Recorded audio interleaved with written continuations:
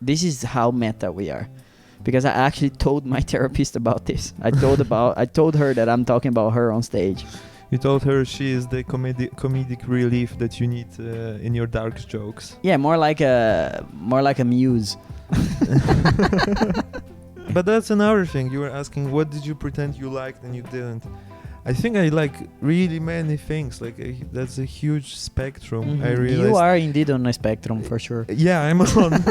I also feel like, you know, a lot of the energy or like the ideas that I get from them, you know, then later I put it in the stand-up, and it doesn't feel like it's just my artistic expression. I mean, it is, but there's so much input from other people. Yeah, other people being me.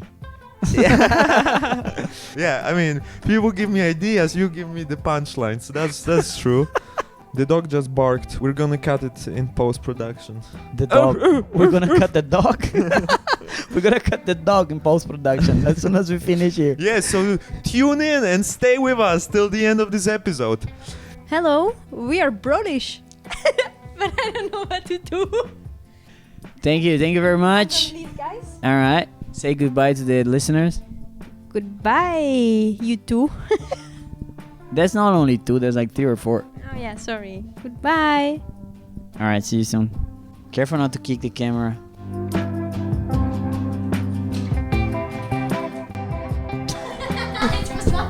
Wow, that was great. I hope we got this on camera. So, hello, welcome to Brolish, episode number 4. And we are live. 1 Brazilian and 1 Polish talking things. Comedy. It's comedy. Hello, everybody. I'm Richard.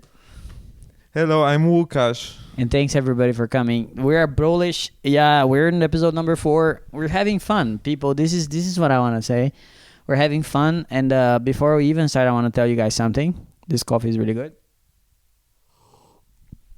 The thing I want to say is that we have visitors in my place today. We recorded at my house. And one of the visitors is a canine.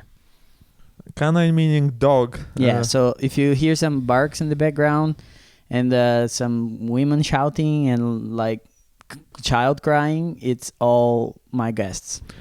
Or me, because I might be crying, just like a woman. Wow, Łukasz, wow. Are you going there, really? I mean, my crying can sound like a woman's crying, just like my laughter sounds like women's laughter sometimes. All right, that's all I'm saying. I think these things cannot be gendered. Okay, but you have more feminine voices and more masculine voices. I do. Actually, now I have a new joke that the half of it is me impersonating my therapist. Oh, is this your bit? It's true. Okay, welcome to the section. We're working on our bits. So, Richard, go. No, man. I have a bunch of like short jokes that are very like heavy and dark, and they do not fit very well with the rest of my material. So I'm afraid of doing them on stage because I'm there talking about like, I was dating ChatGPT, or you know, like Switzerland. Am I right? Hey. And then suddenly I go with the Nazi joke and a joke about the racist dog and a joke about like my dad's banana or some shit like that. So it doesn't fit very well. Yeah, because your dad doesn't like bananas, so like you shouldn't. He does like banana. My dad eats lots of bananas, especially when he fuck me in the ass. I'm just kidding. You see, that's the joke.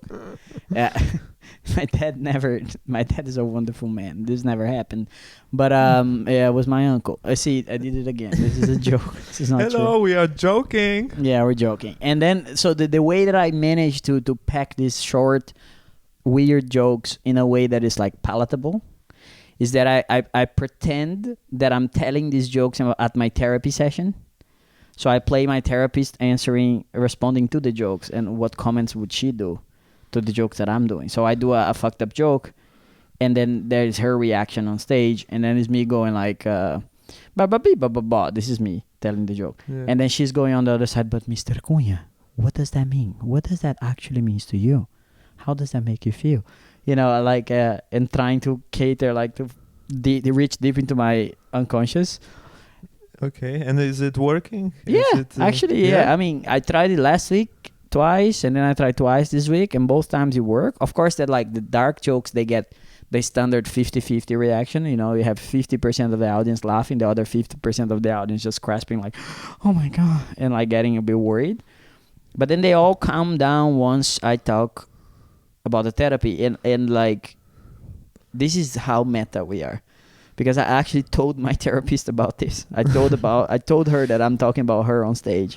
You told her she is the comedic relief that you need in your dark jokes. Yeah, more like a muse.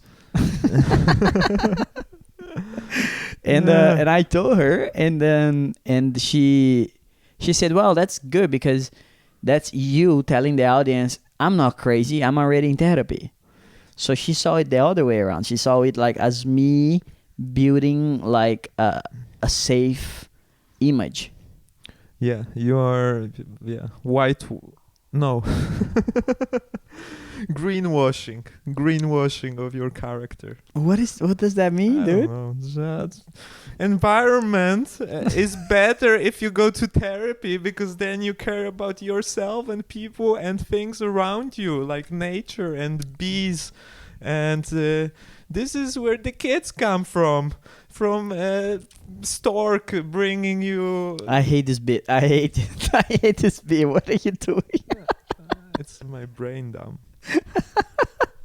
It's my brain dumb. That's the cool thing about us doing this, because it's like we usually sit and talk for hours, but we're trying to come up with something funny. And that was not one of those moments, according to Richard. Hey, but that's the thing. You cannot you cannot trust my judgment.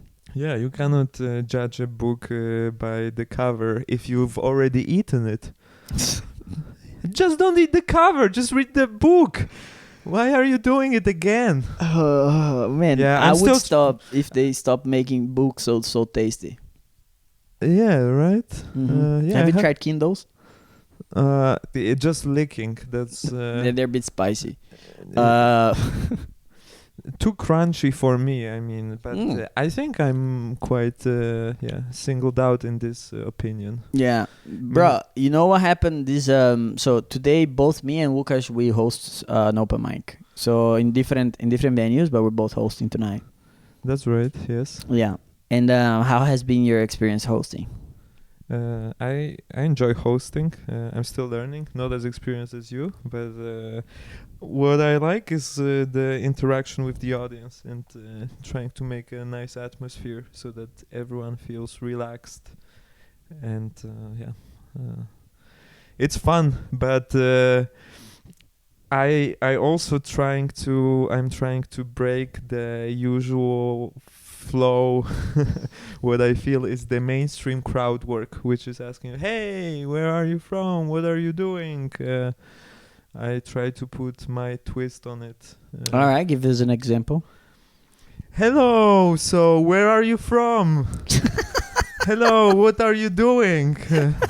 So basically it's just you say the same jokes, but then you just pretend to be retarded. Yeah, I pretend I'm not as smart as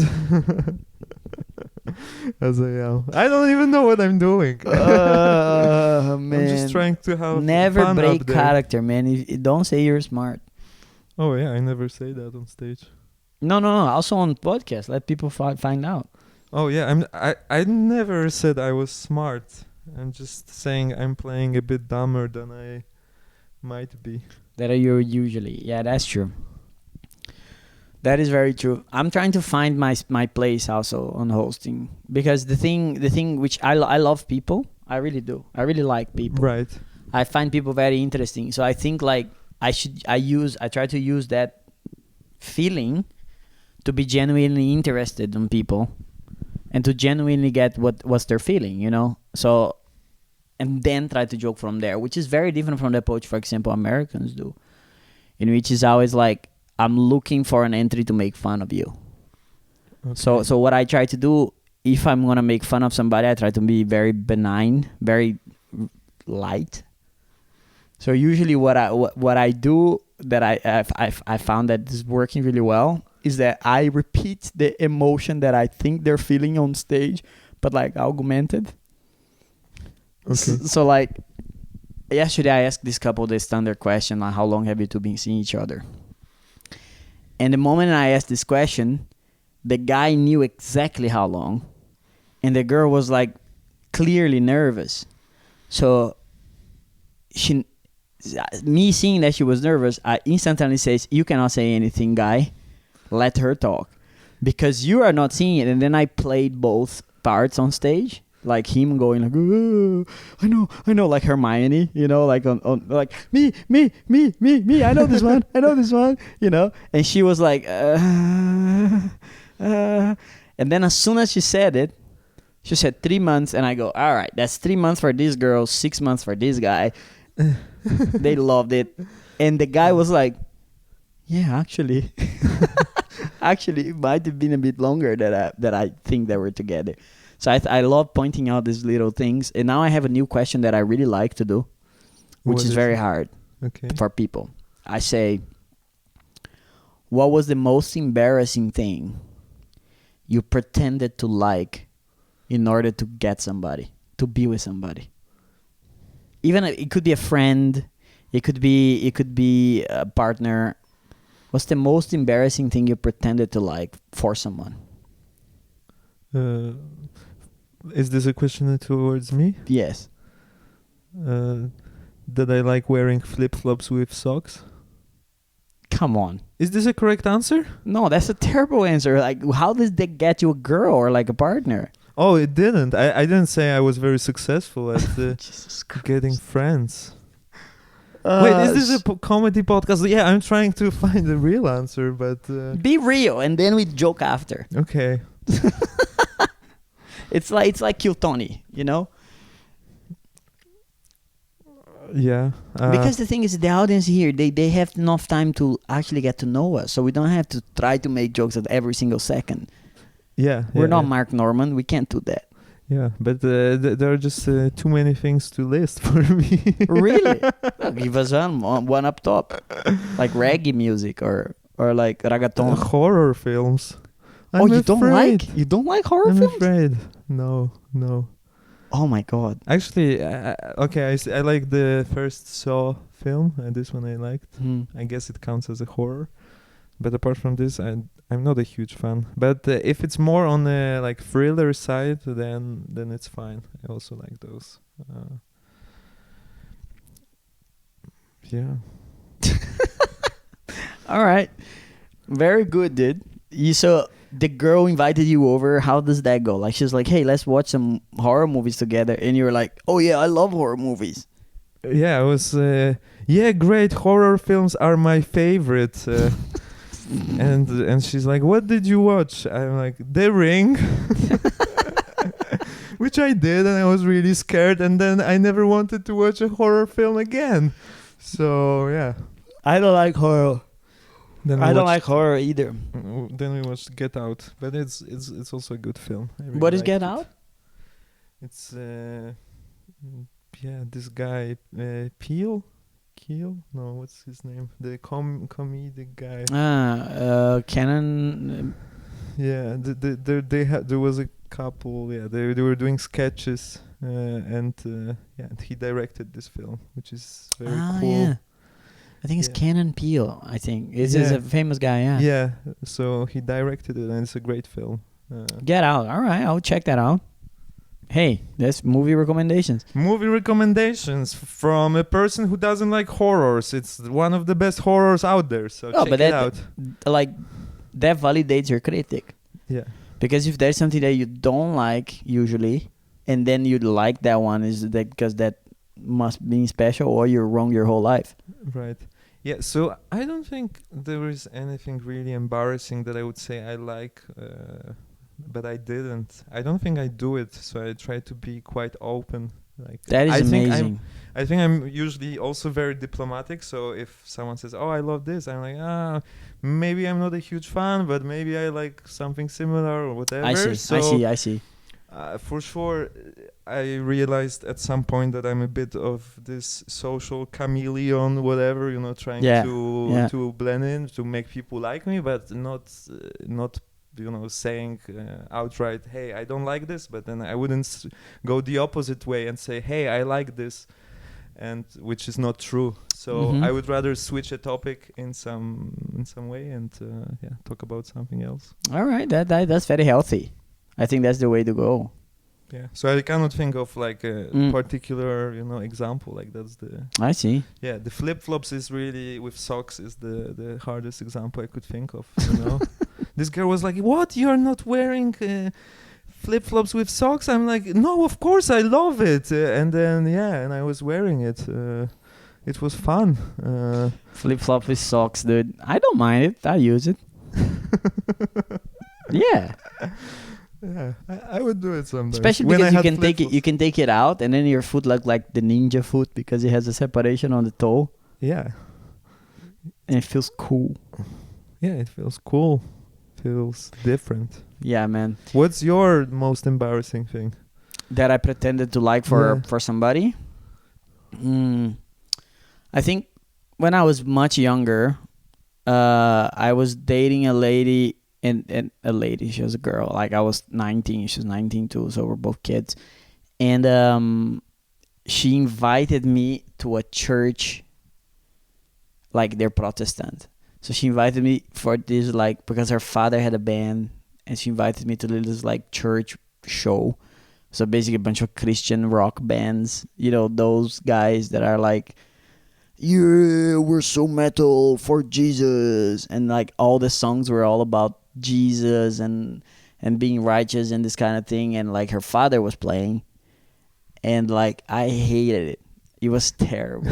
It was really bad. And we were at the beginning of the relationship, and her father, like, the only thing he's proud of, not even his kids, was his fucking church band. Wow. Okay. Like he really, that was his personality. That was his whole thing. Mm. And it was clearly a sensitive thing, Right. So it was better to say, "Oh yeah, I like it." So I didn't know how they would react when I said it was just shit. Mm. My God, it was terrible. Mm. It was terrible. It was like 2 hours. It wouldn't end, and all the songs were like this melodic metal, like with the guitar solos that last 8 minutes, which were the only okay parts. It's just a guy going, "Meow, meow, meow, meow, Jesus." Were they playing their own songs or? Yeah, some- no, like they played a mix between covers and their own see. songs, and like you couldn't tell the difference because they were so all bad. Oh my God, that was horrible. And then like they would do pauses to, like, in between songs. They would invite people to pray and shit. So they're gonna put your hand up for Jesus, and everybody just go like, "Ooh," and then they're all like with their hands up towards the thing, and they close their eyes, and then some people were like doing something that I have never seen before. It's called speaking in tongues. Have you heard about this? Yeah, it's part of the Bible. Right. Yeah. Yeah. The Holy Spirit takes over your body, Yeah. and we you speak on an unknown language. Yeah, that's what they were doing. Right. It's schizophrenia. It's like, it's really like when I try to be stupid around my friends, I pretend that I'm speaking in tongues. Yeah, I Because- don't even have to pretend too much. People think I'm speaking in tongues just because what I'm saying. Yeah. Dude, it was fucking, and there's this lady like nearby just going like, going fucking wild. And they were literally like letting the body of Jesus penetrate them with a rock song. And I was just, this is horrible. Rock song. But hey, he wouldn't let me be out with his daughter if Yeah. I didn't. You do what you gotta do to get a Yeah. daughter of a pastor. That was very big mistake. Yeah. That was a big mistake. That's how you became a metalhead of the Christian. I'm still not a metalhead. Still, I mean, I enjoy some metal for sure. Like, I went to a power metal show in Zurich Okay. with a friend, and it was like Dragon Force. They play. Do you remember Dragon Force from Guitar Hero? No, I never played Guitar Hero. Oh, brother, it's great. And Dragon Force is one of the hardest songs, and then they had like this song which Through Fires and Flames, and it's like fucking awesome.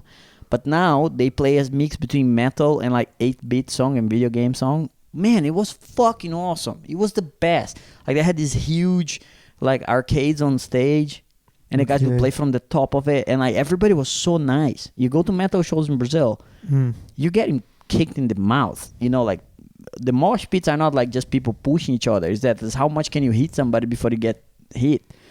It's really a lot of violence. And here it's just like everybody just like moving around in a sort of Brownian motion, just kind of like floating, everybody being nice. And I'm like, wow, this is great. This is what a healthy society looks like. What? I thought mosh pit was the best part of. Yeah, I love mosh pits. Yeah. But I also love like throwing a punch or like on people and just going around and kicking and then getting Kicking pushed. people? Oh yeah, it's the best, dude. Like I'd go in mosh pits and I'll kick and punch until I couldn't raise my arms anymore, and then I would stop. Okay. Is this meant to be aggressive? I thought. I mean, the ones that I grew up in Brazil, because I grew up on hardcore, like California hardcore, it's as aggressive as it gets. It's just like, just let it go. Everything is allowed. Just don't hit the face. That's it. And then we just go in the middle there and just fucking. Oh, I love it. I love it. I wish I had the physical powers to do it again, but I think if I go there, I'm not gonna get out of that alive. Yeah. So you used I to go love to them. this type of concerts in, Oh, yeah, in man. Brazil. Yeah. Okay. Well, what did you used to listen when you were like young, like 15, 16, like Yeah. teenager? Yeah, I was playing board games, of course. I ran a board game club in my high school. I can't believe it. You can't believe it. This is exactly what people would expect after knowing me for a moment. Oh, I was my the God. crazy kid, you know, bringing the board games to school. Oh yeah. Oh, yeah. Oh, yeah, you're so living on the wild. edge. Yeah. You're so fucking wild. Like you get your name written on a book if you keep doing that, dude. Yeah. The teacher's book. Yeah, the teacher's book, you know, throwing notebooks out of window. And yeah. But we also had, like the craziest thing I did in high school was in my last year. So I was already 18, so we could drink, in theory, alcohol. Uh-huh. But yeah, so we were drinking some vodka in an astronomy camp. And I, as one of the best students, was responsible to setting up the equipment. And the first night we did, and we saw Jupiter with its moons, which was great. Oh, And wow. then the following night, we got hold of the liquor, popular liquor in Poland. And you vodka. definitely saw stars. And yeah, we saw stars, but it was cloudy, so we couldn't see too many. So I told my teachers, hey, like there is no point. We're not going to see anything tonight. And we went to our rooms and we were drinking, and then we got caught. Does anybody fuck on this camps? Not me. That's for No. sure. You were sure. I'm asking like Yeah, in that's general. for sure. Because I think this is what those camps are for. Is it? But for me, that was being... Okay, no, then I missed out on some action for sure. Yeah. Not on the vodka action, brother. No. No, that is crazy, man. So yeah, that was the craziest. Yeah. That is actually cool. Yeah. But we wanted to talk about birthdays. Oh no! Wait, no. This That's is a not a bad smooth segment. transition. No, that's a bad segment. That's a bad segment? Why? Yeah, you should have asked like, "How old were you?" And I was like, "I was 17." And it was like, "Oh, how was your 18th birthday?" That's a good segment. Okay, let's do it again. So, Right. how old So- were you? You asked me. Yeah, Yeah. of So course. you were 19 when you were doing like the sexless Jupiter watching. Yeah, almost. I was 18. Man, this and is a like bit. bird watching, but the birds are very, very far away. Yeah, but that's why you need the right equipment. Did you set up the equipment?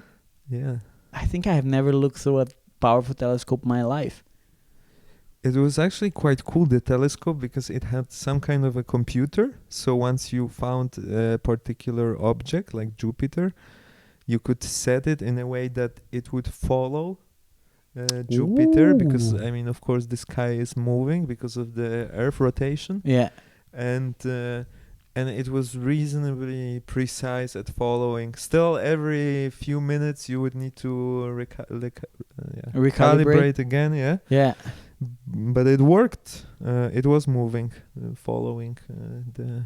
Well, that's The pretty cool, planet. dude. I have never checked that. That's a good at 18, I was out of my damn mind. Out of your what? My mind. Ah. I was a terror. You were a terror. Yeah. I mean, I was a good boy Yeah, but you were a crazy boy.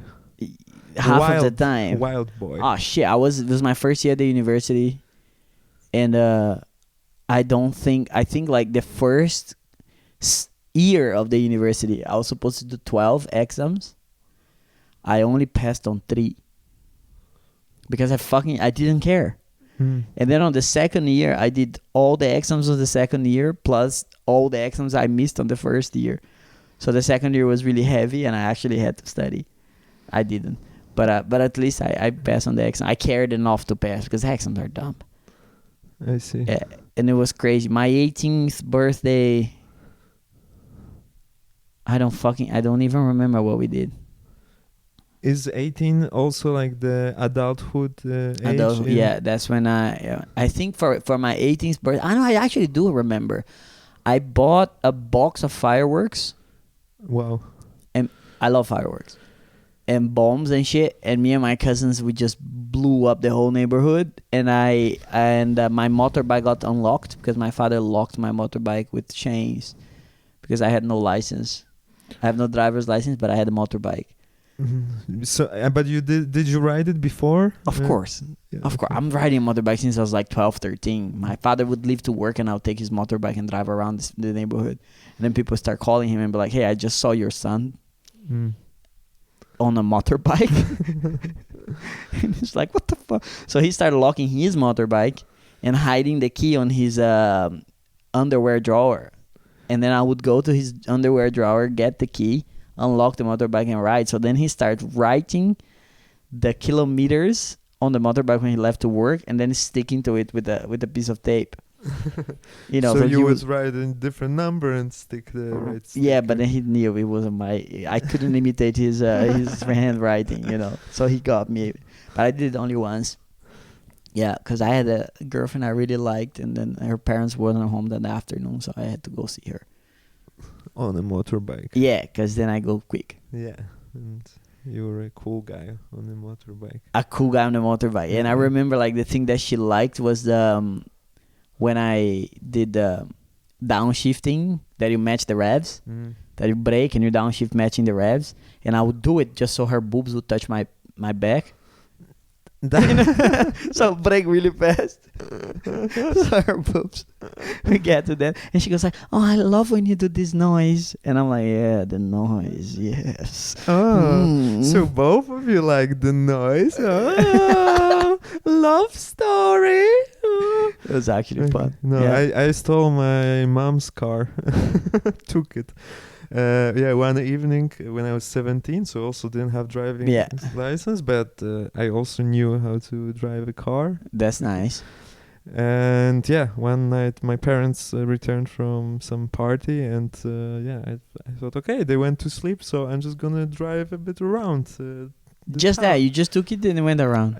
Just went around. And then when I got back, they were searching for me because they realized I'm not in my room, so they were like, where is Łukasz? And trying to find me. Did you get in trouble? A little, not really. There was no punishment. They were just angry with me, and then That's cute. so that was my rebellious moment. Yeah, I had for my first university party ever. I don't know if I told the story here. Did I? About my first university ever, that I bother my parents until they borrow me the car, and then they lend me the car. They lend me, Correct. Thank you. Correcto. They lent me the car, and I went to this party and I got drunk, and I went to sleep with the girl, and I forgot the car. You forgot the car. Yeah, and I didn't have the keys either. So I slept with this girl. I woke up like 11 the next day. I took the bus and I went home. Why didn't you have the keys? I lost it. I didn't remember anything. I was so drunk I didn't remember. So I got home and my mom was like, "Where's the car?" And I'm like, "What?" Oh my fucking god! So I got so drunk that my friend Albert, which was also drunk, took the keys out of me, put the car on another friend's garage, which I don't know, and then park it over there. And then when I'm discussing with my mom that I was like, no, I left the car on a friend's house. I'm like lying, obviously, because how the fuck am I going to explain that I forgot the car? And I left, a friend of mine left because I drank a little bit and I didn't want to drive, And then she goes, what's going on? And then Albert called me. And I was like, hey, man, your car is here. You going to come pick it up? And then I was like, I'm going to go pick it up. And my mom was like, no, you're not going to pick it up because you have no, I was 17. You have no license. What are you doing? I was like, no, I do. I go. And then I went, took the bus back, walked to my friend's house, got there. Everybody's sleeping because they were all drunk. So the next day, what time? It was like midday. Day? Yeah. Okay. Yeah, because the party went until like 5 a.m. And I was knocking the house and shouting. And then the dog started barking and the guy woke up. Then he had to lock his dogs because they were Rottweilers and were fucking wild. And then my key was there, the car was there, and I took the car back home. Okay, so you found the key, you found the car.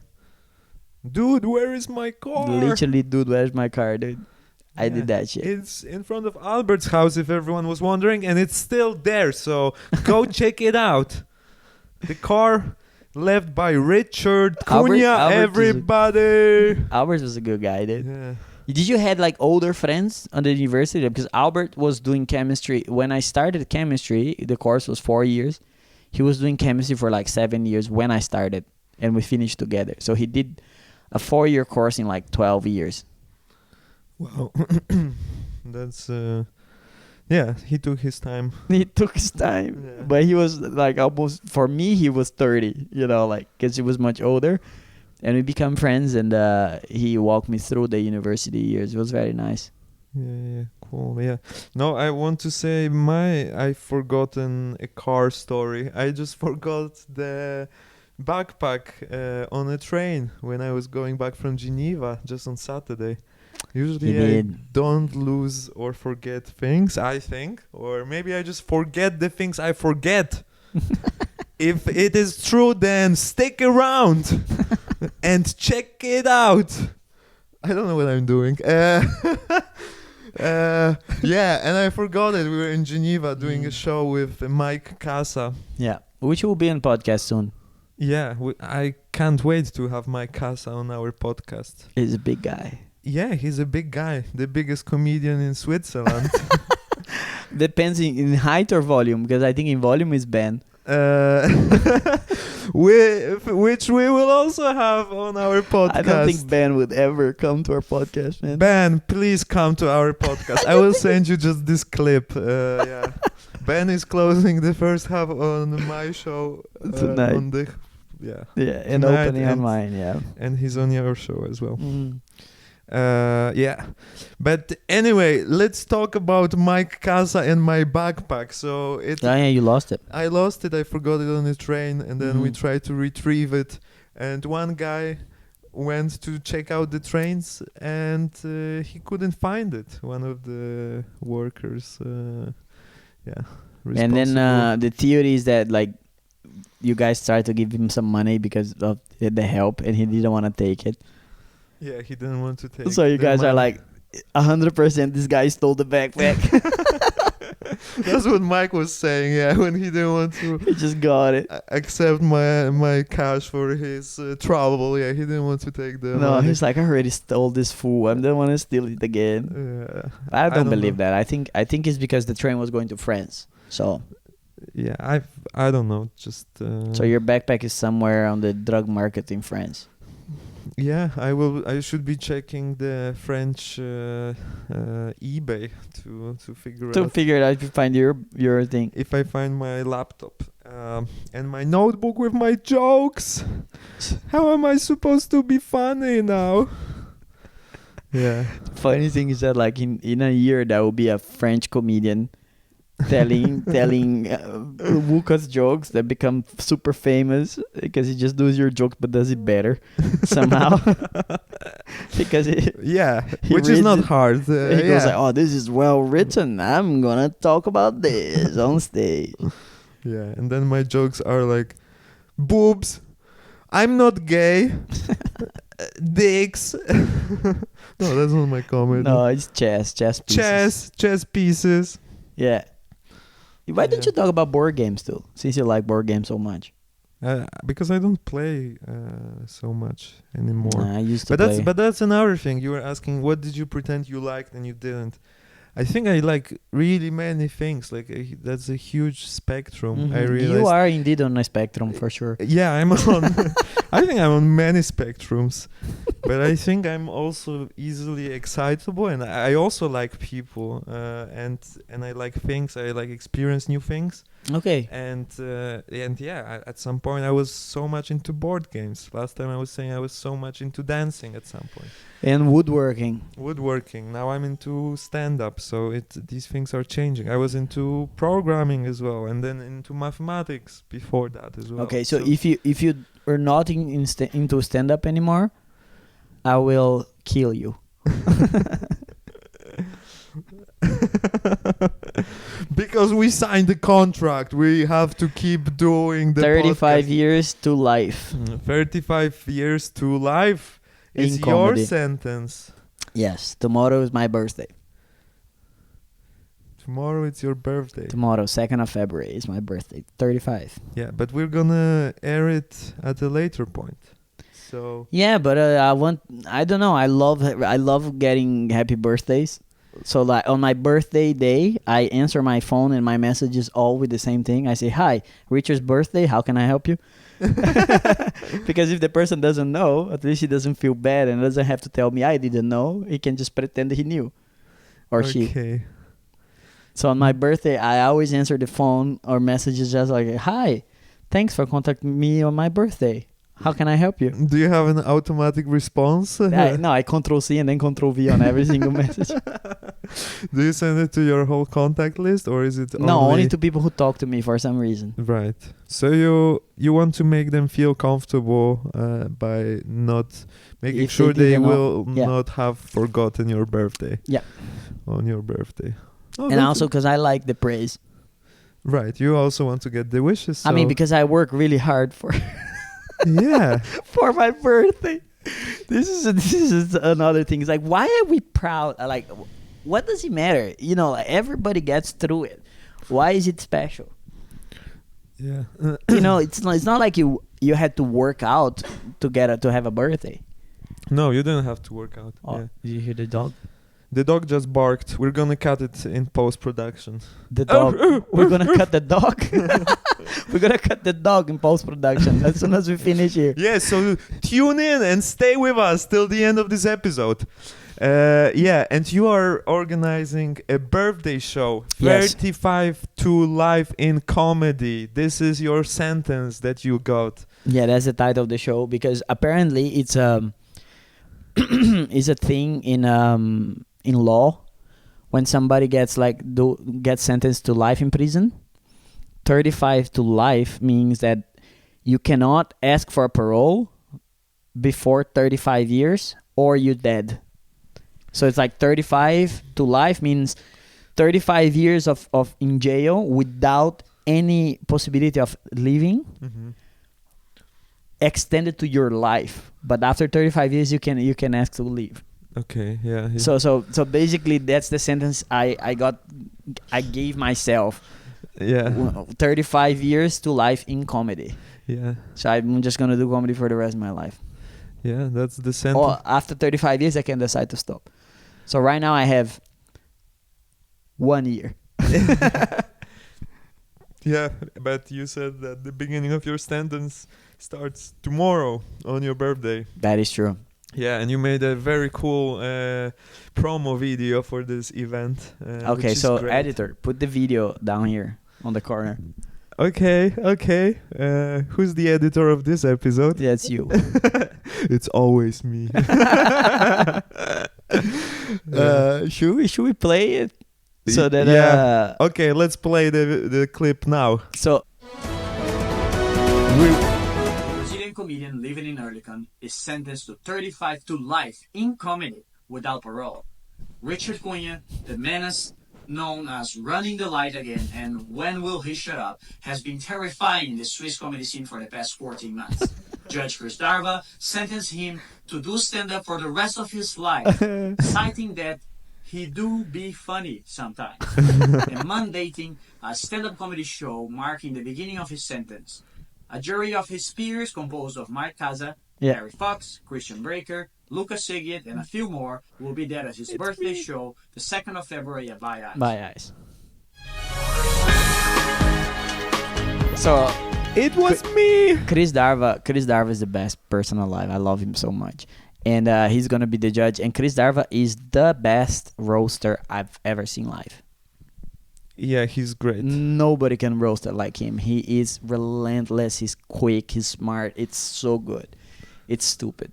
By the way, as soon as you finish this podcast, Google, put on YouTube, Chris Darva roasts XYZ podcast. Yeah, we're gonna link it in the description. Yeah, because this is one if of the editor doesn't forget. This is one of the best roasts I've ever seen, and he wrote it like overnight. It took like just a few hours, and he destroyed the boys from XYZ that sadly doesn't exist anymore, but they will be on this podcast.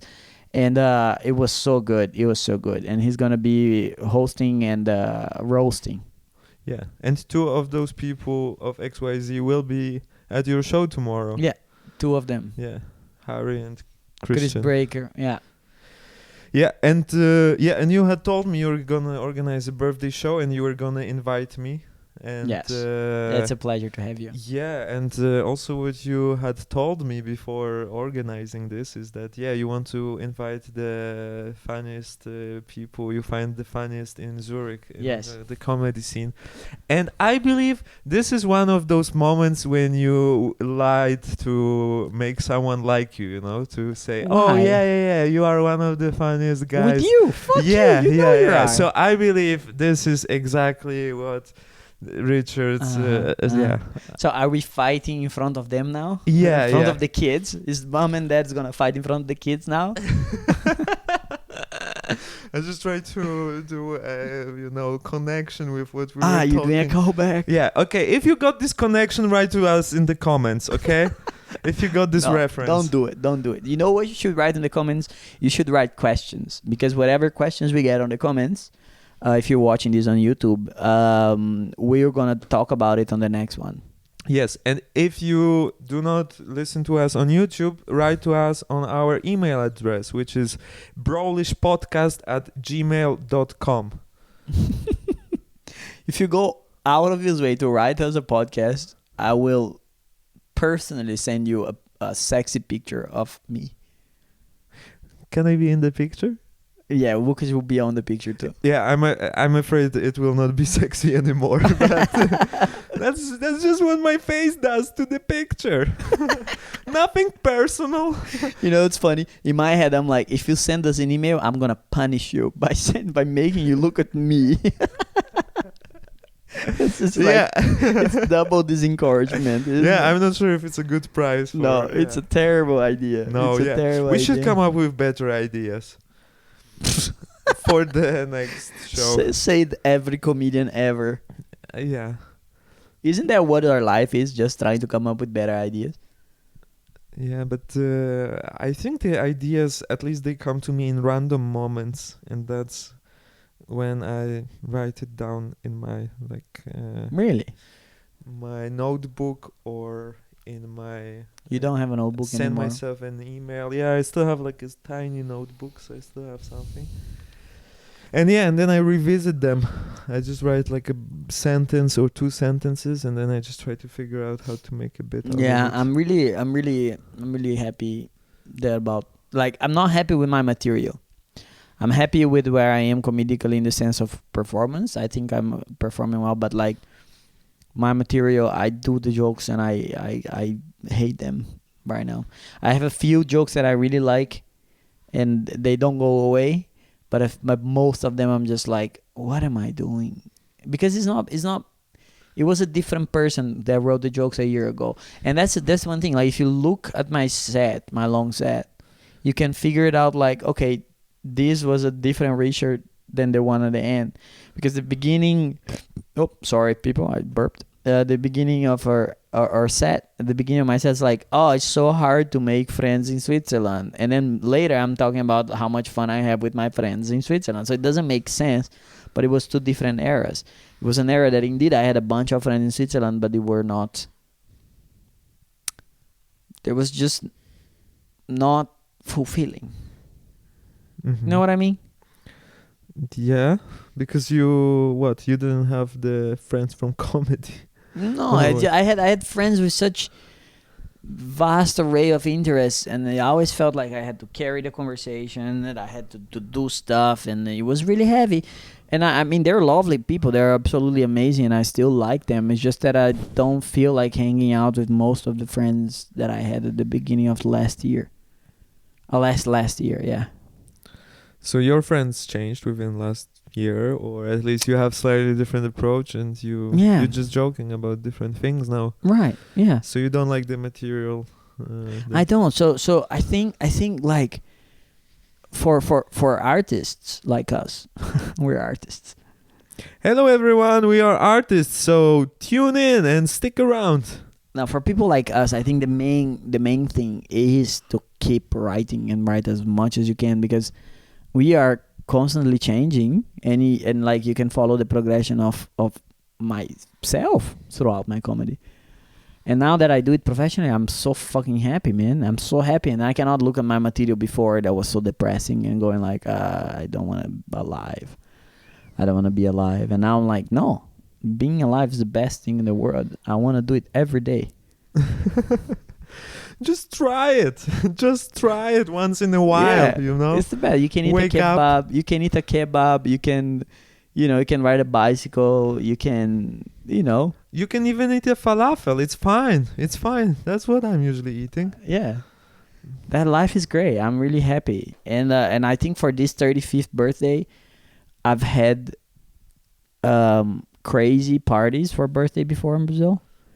Like really cool stuff. But this one is one of that I'm most excited for, because it's just a relaxing time. It's just an enjoyable time. I don't know. Do you remember your best birthday ever? There are like two great birthday parties. So on my 18th birthday, for Mhm. sure, yeah, it was cool. Like I invited all my friends from high school. Yeah. And it was a lot of fun. But then the next one was my 30th birthday party, because I organized 2 years it ago. all. Yeah, 2 years ago. I organized it all in Karpacz, in my hometown. Ooh. So my family was there, my friends were there from Poland, but I also invited my best friends from Switzerland, but also from Germany, where I studied my jealous. master's, and some friends from England. And yeah, like 12 people came from abroad, some of my closest friends. That's it was nice. super nice. That is nice. Yeah, and I made a presentation as well with like pictures with the people that were there in the party, and it was just kind of talking that's cute. about my life through My the life. prism of the guests, kind of what they brought me, in my life, like what they brought to my life. Very nice. So yeah, and now when I'm actually. The party was great. People were saying, "Yeah, you should make another one like this." Yeah, we partied, danced till like late, and it was great. And now sometimes when I'm doing stand up and hanging out after the shows and talking to the comedians, talking to the audience, I also feel like a lot of the energy or like the Mhm. ideas that I get from them, then later I put it in the stand up, and it doesn't feel like it's just my artistic expression. I mean, it is, but there's so much input from other people. Yeah. Other people being me. Yeah. True. Yeah, I mean, people give me ideas, you give me the punchlines. That's true. Yeah. Or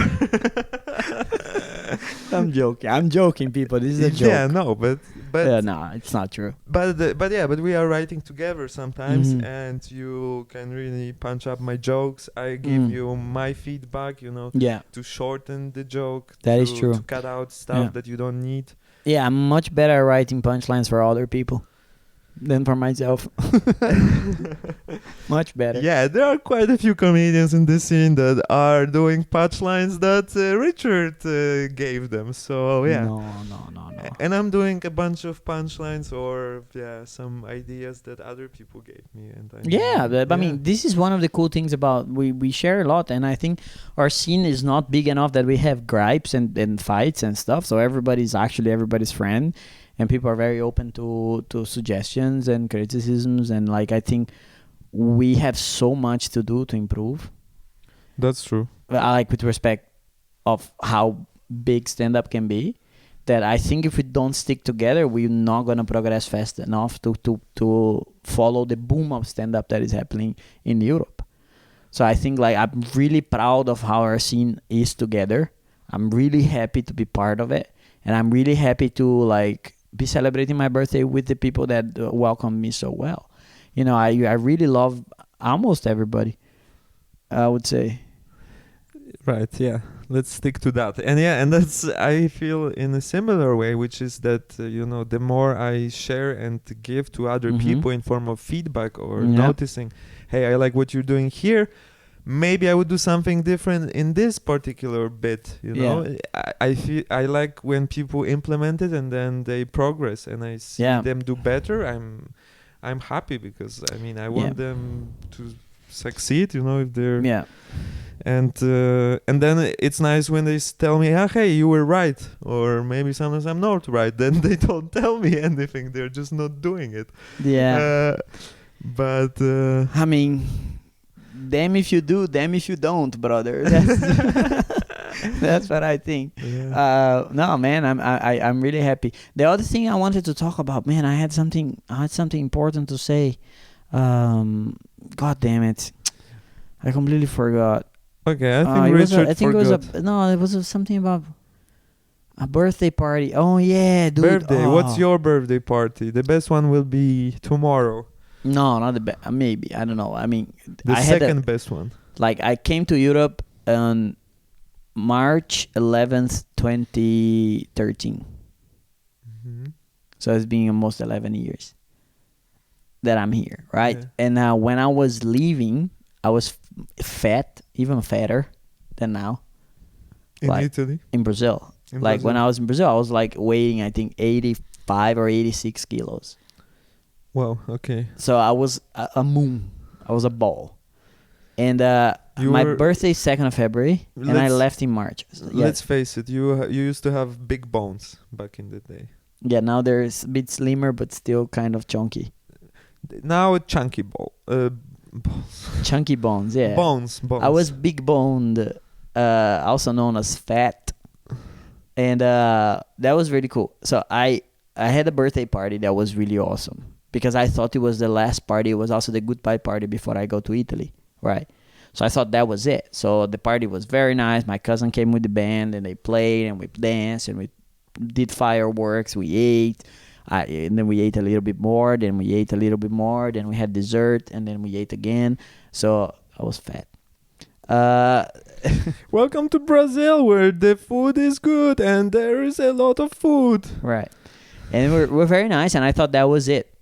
I thought like no way this is gonna have anything else. Then on the week before I left, they made a surprise party, a surprise goodbye party. So it was like two parties, almost a month from each other. And the second party, the goodbye one, each family from my grandma, because my grandma has 8 kids, so each family brought something to the party, to the goodbye party. So like my uncle, who was good at editing videos and stuff, collected all the old pictures of the family that had me on it, and then made a nice video of a presentation of all like us hanging out and all this kind of stuff. Then like my brother at the time, he was a dancer, and he was he brought one of my best friends and his best friend to play the guitar. He played the guitar. He dressed like Pierrot, like a ballerino, like, and his girlfriend dressed as the other ballerina, and they danced like an interpretative dance, and he had like makeup, and he cried, and the makeup just like melt on his face, and I couldn't stop crying, you know. And my aunt did the poetry, my other aunt made a cake, my other aunt know that I love like specific kind of pudding. Pudding. Yeah, and then she made that for me, and it was like, it was so, I cried for like 6 hours. I would stop crying, and then somebody else would come to do something, and I'll start crying again, and I lost weight. Just from crying. Yeah. Yeah, it's worth it, people. So yeah, if you have And problems. I remember, dude, I was going on the airplane, and my brother had an exam at the university, and he couldn't be at the airport on time to see me go. So our airport is the size of this living room, you know. It's just like 2 gates. It's a small city in Brazil. And I was walking on the airplane, and I sat on the airplane, and I could see on the glass, because this is large glass, my brother face against the glass, like holding back tears. And I'm walking on the airplane, and I sit down, and I cried the whole fucking flight to São Paulo.